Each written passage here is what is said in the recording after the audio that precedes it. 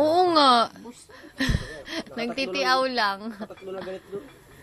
Nagtitiaw ka lang.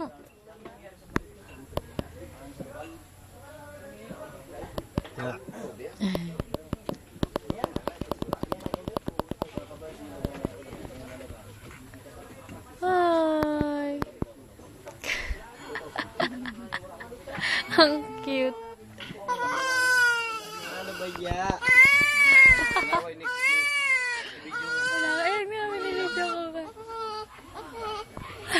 Ang cute. Naaway ni Kahapon pag sinabi ko sa'yo, sige, iyak. Sige, iyak.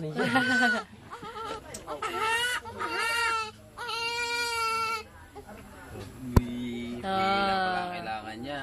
Kanina niluluwa niya. Bibi lang eh. Ayan o. Step kagad.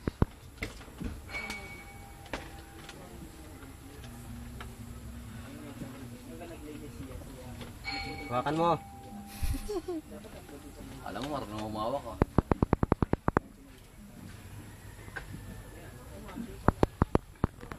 Nandito, gusto nga mag-seminar niya.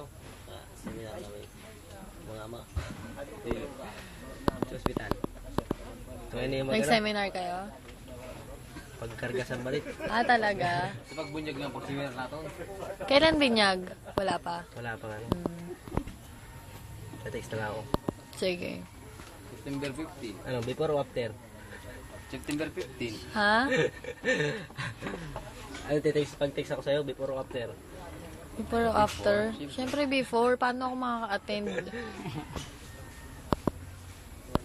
Basta halimbawa, plano mo na next month. Sabihin mo na sa akin. Para makapag-ano. Oo.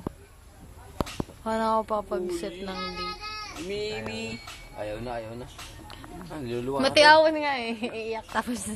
Niluluwa na oh. Oh. Ako, maglalaba ka ng lampin. Na may udo. Maglalaban na ako ngayon. Yung sa, ano? Naranasan ko yun, mga kapatid ko eh. Baby pa. Tulog na. Bilis makatulog. Kaya nga eh. Pag anak ka na rin, sa akin. Kaya ang lakas ng boses eh. Yung sa, ano, delivery. Nandun ka. Hindi, nasa labas kami. Pero bukas Hindi naman. pwede. Nakikita mo. Oo.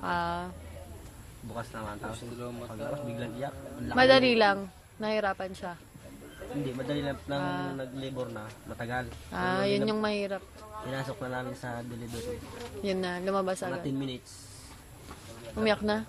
Oo. Panalo, ang bilis. Ang laki niya, di ba? Yung tiyan niya, ang laki. 2.8 tol. Mga kasabayan sa dito, 2.5, 2.6. May dako man dito, 3.1. Grabe. Alam ko na. Paglakay mo, puti ka ha. Tapos may kambal dito. May kambal.